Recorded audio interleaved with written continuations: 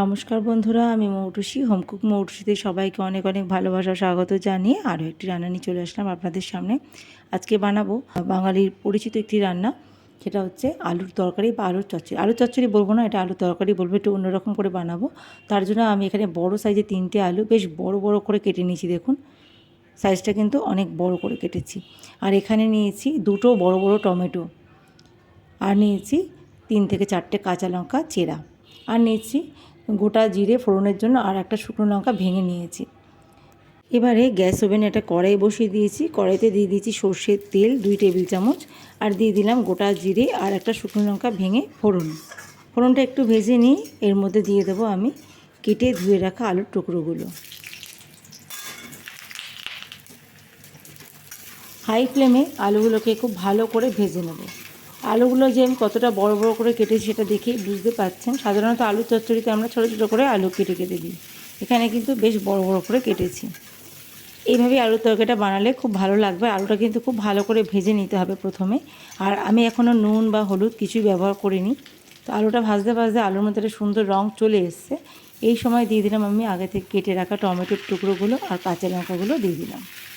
টমেটোটাকেও আলুর সাথে হাই ফ্লেমে খানিকক্ষণ নাড়াচাড়া করে ভেজে নেব। 1.5 থেকে 2 মিনিট আলুর সাথে টমেটোটাকেও ভেজে নিয়েছি আমি। ভাজতে ভাজতে টমেটোর মধ্যেও একটা সুন্দর রঙ চলে এসছে।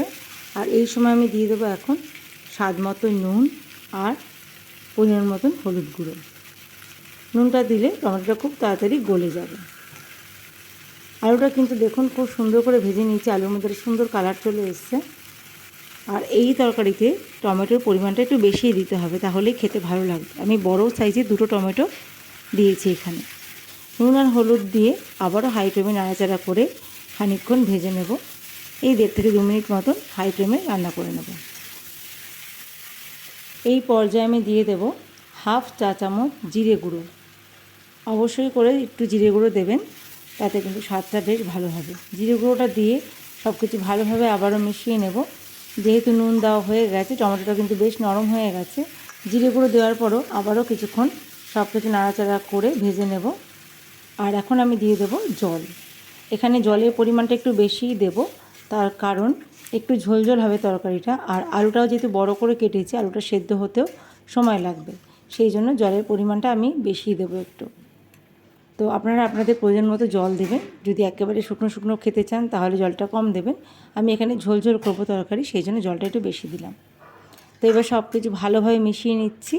মিশিয়ে এবার ঢাকা দিয়ে লো টু মিডিয়াম ফ্লেমে রান্না করব। এখন ঢাকা দিয়ে আমি লো টু মিডিয়াম ফ্লেমে 5 মিনিট রান্না করে নিয়েছি। 5 মিনিট পর ঢাকাটা খুলে নিয়েছি। দেখুন এখানে কিন্তু যতটা জল দিয়েছিলাম অনেকটা টেনে নিয়েছে, অনেকটা গাঢ় হয়ে গেছে ঝোলটা। একটা আলু কেটে দেখে নিলাম, আলুটাও কিন্তু ঠিকঠাক সেদ্ধ হয়ে গেছে। রান্নাটা কিন্তু অলমোস্ট রেডি বন্ধুরা। আর এই যে আলু টমেটোর তরকারিটা জাস্ট দারুণ লাগে গরম গরম পরোটার সাথে, রুটির সাথে এবং লুচির সাথেও খুব ভালো লাগে।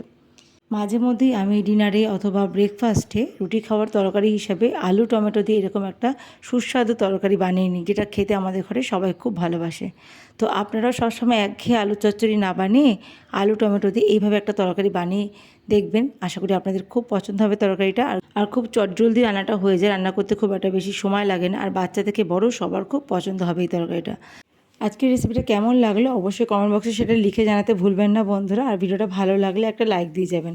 আর আজকে এই তরকারিটা দিয়ে খাওয়ার জন্য আমি বানিয়েছিলাম আটা দিয়ে পরোটা, চিকন পরোটা বানিয়েছি। স্বাদ বদলের জন্য একই আলুর তরকারি আমি অনেক রকমভাবে বানিয়ে থাকি বন্ধুরা। দেরি কেন, আপনারাও এইভাবে বানিয়ে নিতে পারেন চটজলদি।